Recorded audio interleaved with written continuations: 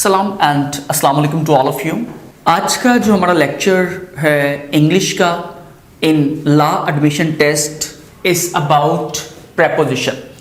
Law admission test में जो preposition है वो 5 नंबर की आती है। मीन टू से कि आपको 5 क्वेश्चन एमसीक्यूज की मद में दिए जाते हैं और 5 आपने अटेम्प्ट करने होती हैं लाइक 4 ऑप्शंस के साथ। अब सबसे पहले ये चीज़ है कि प्रेपोजिशन को देखेंगे कि प्रेपोजिशन क्या है। Preposition is a word which is used for relationship between sentence। एक सेंटेंस में जब रिलेशनशिप के लिए जो वर्ड इस्तेमाल होता है वो प्रेपोजिशन कहलाता है। मिसाल के तौर पर एग्जाम्पल है birds are living dash the tree. ठीक है, अब जो डैश है ये बेसिकली एक रिलेशन उसके साथ बताने को एज ए प्रेपोजिशन यूज हुआ है।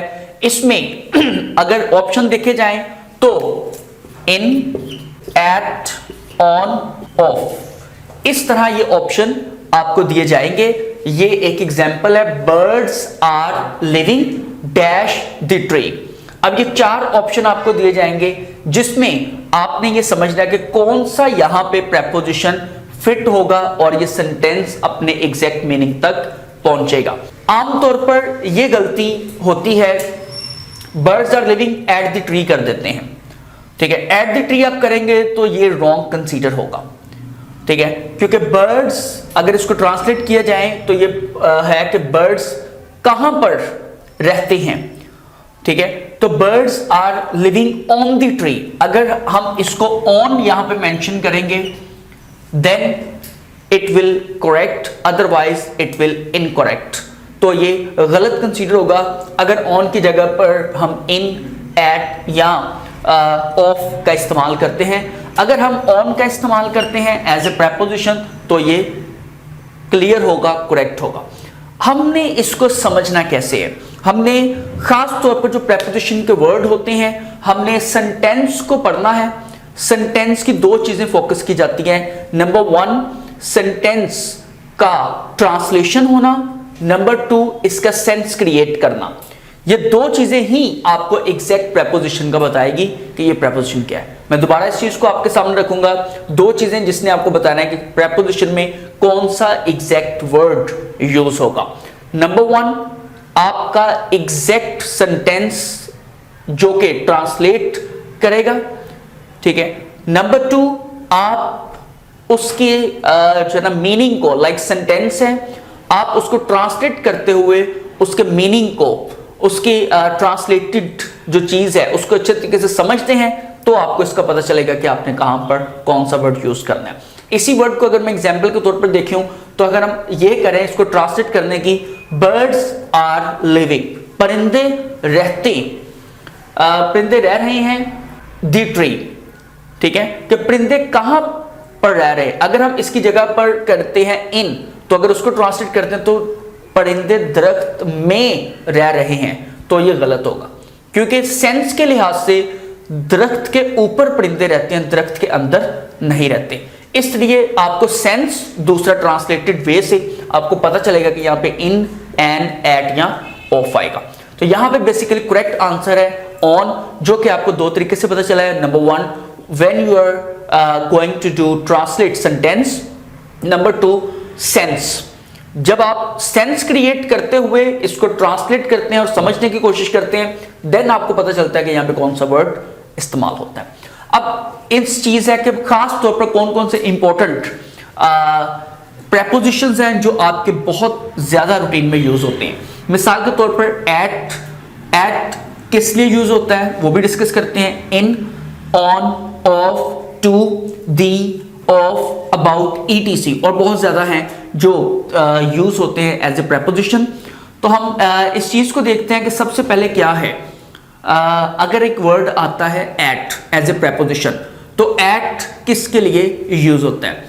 ये बेसिकली एट का वर्ड प्लेस या टाइम के लिए यूज होता है।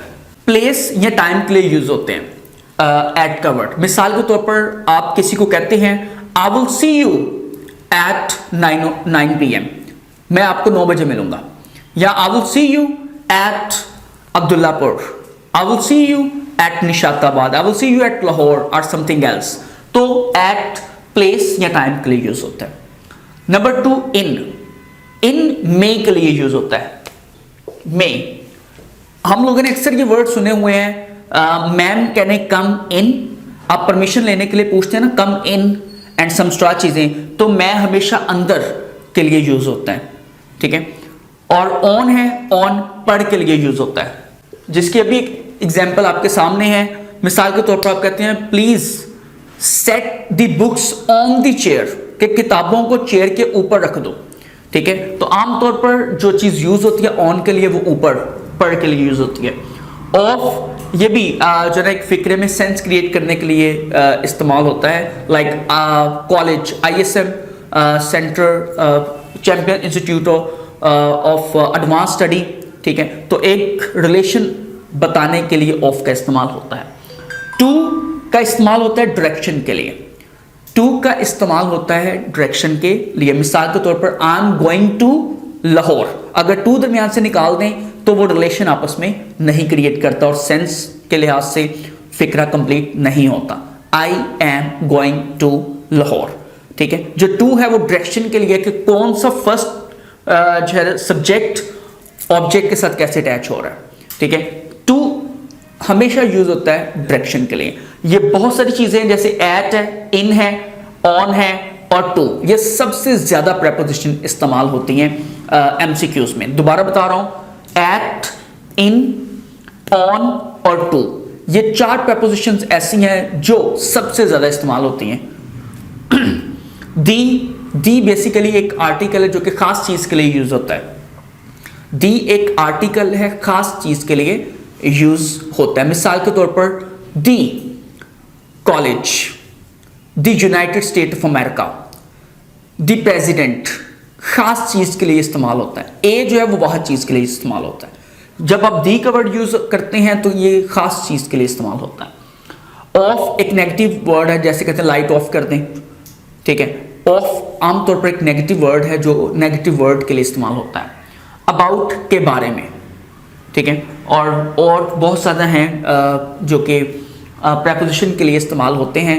अब दोबारा से इन चीज़ों को समराइज करते हुए एक चीज़ आपके सामने रखते हैं जो मैंने पहले की कि 4 चीज़ें जो कि बहुत ज़्यादा इस्तेमाल होती हैं प्रेपोजिशन में, एट, इन, ऑन और टू। इसके बाद प्रेपोजिशन क्या है, एक सेंटेंस का आपस का रिलेशन बताने के लिए, लाइक सेंस क्रिएट करवाने के लिए प्रेपोजिशन का वर्ड इस्तेमाल होता है।